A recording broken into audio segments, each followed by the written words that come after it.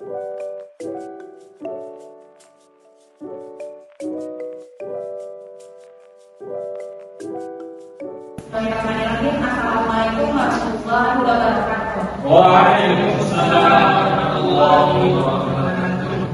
Alhamdulillah bersyukur kita kepada Allah SWT karena pada siang hari ini kita dipertemukan dalam proses belajar mengajar dengan mata kuliah ilmu mata kuliah sejarah peradaban Islam. Belajar dibawakan dulu untuk kita hari ini. Yang pertama adalah syarat. Habis Biza, Niko, Febri, Aku, Habibi. Kemudian kita sudah belajar tentang sejarah peradaban Islam. Nah, masih ingat apa itu sejarah? Belajar peradaban dan Islam. Apa itu sejarah? Terus apa tuh ya? Habib? Kejadian yang terjadi pada masa lampau. Oke, kita masuk pada materi kita kali ini tentang sejarah peradaban Islam periode Rasulullah di Mekah. Nah, sama-sama kita ketahui bahwa sebelum Islam masuk ke kota Mekah, agama sudah ada di masyarakat Quraisy pada masa itu. Apa saja di sana?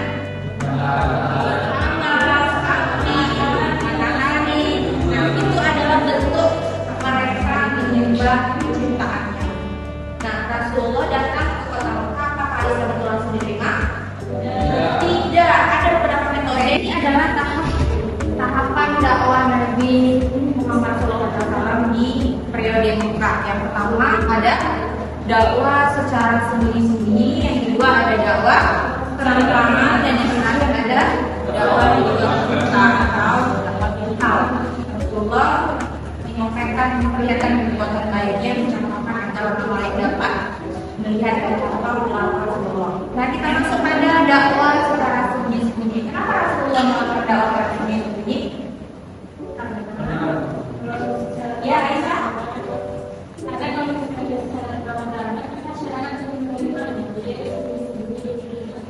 Oke, ada penolakan di sana. Ada contoh yang lain, jawaban yang lain. Apa Febri? Karena buat Iya, karena adanya tekanan yang juga oleh bangsa Quraisy. Nah, karena agama sudah ada sebelum masuk Islam ke Mekah, jadi agama Islam belum diterima di Mekah. Nah, itulah dakwah Rasulullah secara sembunyi untuk menyebarkan ajaran Islamnya agar masyarakat Quraisy di kota Mekah itu dapat menerimanya dengan baik. Apakah terjadi penolakan? Ya, terjadi penolakan pada masa itu karena mereka menganggap agama negara yang paling benar. Terus kita masuk pada tahap dakwah Rasulullah secara terang-terangan. Setelah Islam mulai dikenal pada masa itu, jadi Rasulullah sudah mulai menyebarkan ajaran Islamnya melalui tahap tidak sembunyi lagi, tetapi nah, yang pertama dalam dakwah Rasulullah secara sembunyi-sembunyi tadi, siapa dulu yang disebarkan atau diajak Rasulullah untuk dakwahnya istrinya? Kenapa harus orang-orang berdekatnya dulu?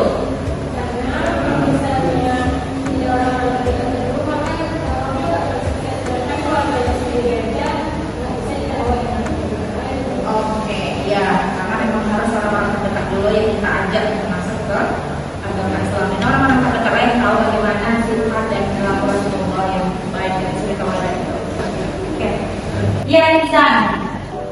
Jadi kita tentang dakwah Rasulullah di Makkah, apa saja tantangan saat dia Rasulullah ketika mendapatkan Oke, apa saja tantangan yang terjadi ketika Rasulullah menjelaskan ajaran Islamnya di Mekah? Yang kedua, tantangan yang terjadi pada masa itu, Niko, ya, bagaimana tantangannya? menjadi pada agama Islam dan penolakan dari keluarga sendiri yang Allah bukan orang lain. Maka ini adalah suatu musibah yang besar bagi Nabi karena dikeluarkan oleh keluarga beliau. Jadi apa yang terjadi Allah? Ya, adanya penolakan oleh keluarga sendiri, keluarga muslim. Jadi percaya kan, apalagi kalau Quraisy pada masa itu yang lain, selain dari penolakan, ada ancaman. Apa yang saya sampaikan tadi membahas tentang sejarah peradaban Islam periode Mekah Rasulullah. Ada yang ingin menyimpulkan di sini? Oke. Kalau yang pertama itu di periode pertama itu dakwah secara sembunyi-sembunyi. Ini terjadi pada tahun 610 sampai 613 Masehi. Dan yang kedua yaitu dakwah secara terang-terangan, karena Islam di situ sudah mulai berkembang dan keluarga Rasulullah dan orang yang juga berada, makanya beliau berani dan dari Allah berani secara terang-terangan. Dan yang ketiga yaitu dakwah Rasulullah fase 2 atau hijrah ke Madinah, karena Rasulullah